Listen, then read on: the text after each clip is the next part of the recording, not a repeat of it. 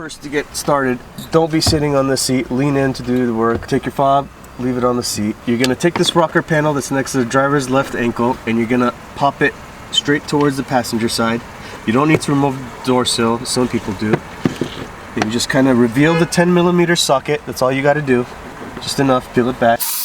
Then you're gonna have 2 Phillips over here, 1, 2, and 2 behind the steering wheel column. Now we're gonna turn the vehicle on, turn the wheel one way, and you will reveal one of the Phillips. Turn the wheel the other way. And that is it. Now the trim will pop off. First gonna pop this trim backwards, tug at it, and it, that some people do is hit the hood, and the vehicle will not start with the hood open. So if you install and everything goes good and starts starting, do a walk around, make sure all the doors are closed, including the hood. This whole thing is not gonna be removed, it's just gonna drape down.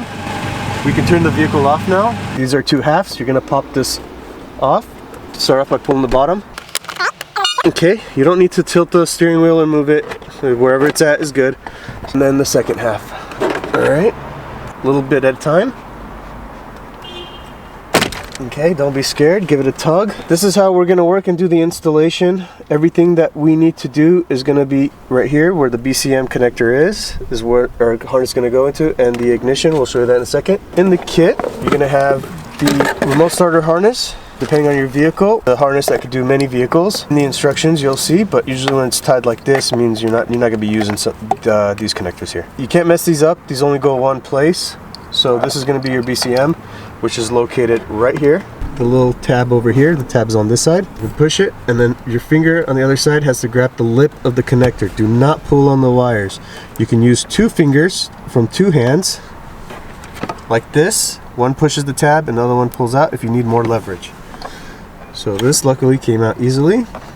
We will grab the harness. Now, don't forget to start feeding the harness from the back side so that you don't have to undo it later and when you realize that you install it from the front. Makes tuck away real easy.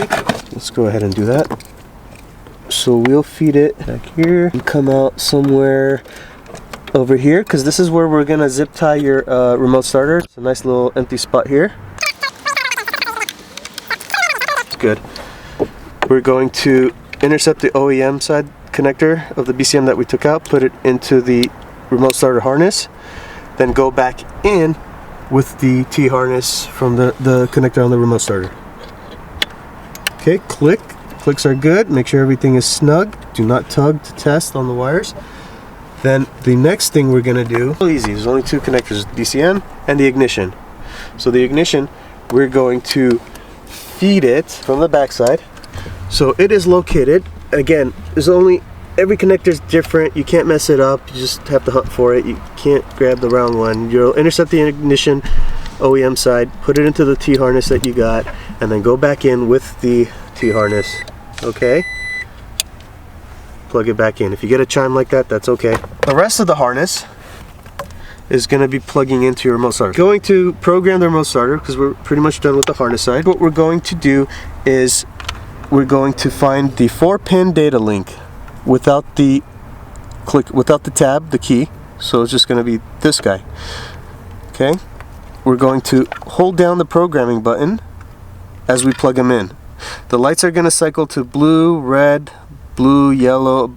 You want to wait till the blue comes on and only blue, then you release.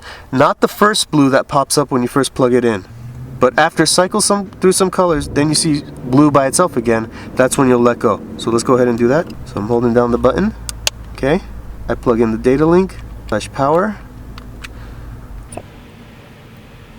Let go. Now you're going to take all the other connectors that can possibly fit into here in no specific order, while making sure you don't accidentally hit the programming button.